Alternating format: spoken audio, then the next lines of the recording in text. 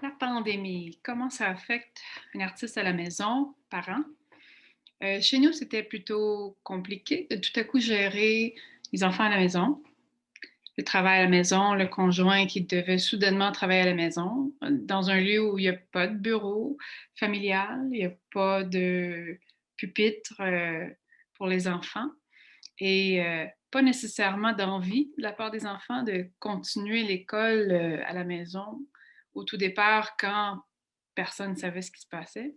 Donc, nécessairement, ça met le frein. Ça a mis le frein sur tout. Ça a mis le frein sur tout. Le travailleur autonome de la famille, qui est moi. Donc, en plus de recevoir des avis d'exposition annulés ou reportés indéfiniment, et des projets qui soudainement avaient plus de fonds, donc également reportés indéfiniment, faute d'avoir d'employeur, ben, nécessairement, je suis devenue la prof, la gestionnaire de famille, la partenaire à trouver l'espace dans la maison, à s'occuper à l'extérieur, de ne pas être certain si on peut ou peut pas voir les amis, la psychologue, celle qui avait besoin de psychologue aussi. Donc, au départ, comme pour tout le monde, partout, c'était la confusion totale et pour un moment, super. Dans le sens que vacances, peut-être, écouter les opéras de la Met avec les enfants, à la, tu sais, sur la télé, dans le salon, faire des cours de yoga, faire des cours de kickboxing et de tout ce qu'on voulait gratuit parce que les gens essayaient de s'occuper. Parfait, mais c'est pas plus de travail, c'est pas plus de contrats, pas plus de soumissions qui sortent. Et les vacances, ça n'a pas duré longtemps. Enfin, ce qui a suivi, c'était un été pas comme les autres, un moral un peu plus bas, et pour le travailleur autonome, toujours pas plus de projets, malgré le vouloir. Donc, l'atelier, j'ai la chance d'avoir mon atelier à la maison, à côté de la maison. J'ai pu y aller, mais il n'y avait plus d'espace, là. Il n'y a plus de motivation et d'espace cérébral pour travailler sur des choses créatives quand il faut gérer tout. Il faut gérer l'épicerie, il faut gérer les finances qui changent subitement. Mais il y a eu un changement, je vous dirais, à l'automne, quand l'école a repris. Le moral des enfants a repris. Rendu là, ça faisait plusieurs mois. Tout le monde travaille à la maison, on a trouvé un peu notre rythme. Les contrats n'ont pas plus parti. Mais j'ai fait le choix définitif et personnel qu'il fallait changer d'attitude, que ça allait durer le temps que ça allait durer.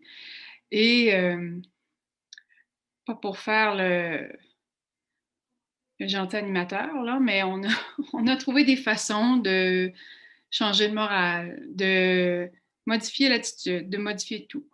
Euh, et étonnamment, ce que ça a fait, c'est que ça allait apporter des projets qui sont venus de qui sait où. Ça a aussi encouragé les autres membres de la famille de faire plus, de faire leur part autrement. Euh, et là, le deuxième confinement. Hmm. Ben, en fait, ce qui est arrivé, c'est qu'on a su au départ que ça allait être temporaire. On a aussi compris que euh, travailleur autonome à la maison, il faut l'appuyer davantage. On a appris de la première vague. Euh, on a compris comment faire des horaires. On apprend encore comment faire des horaires. Et comme le monde a changé, ben, les demandes de soumission sortent plus. Les offres de projets rentrent plus. Euh, J'aimerais ça pouvoir dire que je suis super optimiste et croyante que c'est juste l'attitude qui a changé ça. Je pense que c'est surtout que le monde s'est adapté.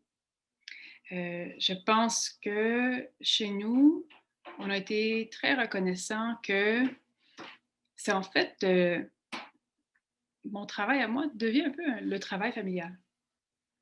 Tout le monde y participe. On n'a pas le choix. Sinon, je ne peux pas travailler. Puis si l'artiste ne travaille pas, l'artiste est malheureuse. Et finalement, quand la mère est malheureuse, souvent la famille au complet l'est aussi. Donc, ce qu'on a appris à travers tout ça, c'est que mon travail est le travail à tous, dans un sens, que l'attitude à tout le monde est vraiment important et qu'on est capable d'endurer. On a eu de la chance, on a, nous, notre santé, euh, nos proches nous manquent énormément. Le travail plus vigoureux et avec des collègues, ça me manque énormément. Euh, les choses avancent à un nouveau rythme, mais on apprend à l'accepter. Donc, je dirais que la pandémie, non, pas super, mais j'essaie vraiment de voir les bons côtés. Voilà, c'est notre expérience de la pandémie, point de vue travailleur culturel.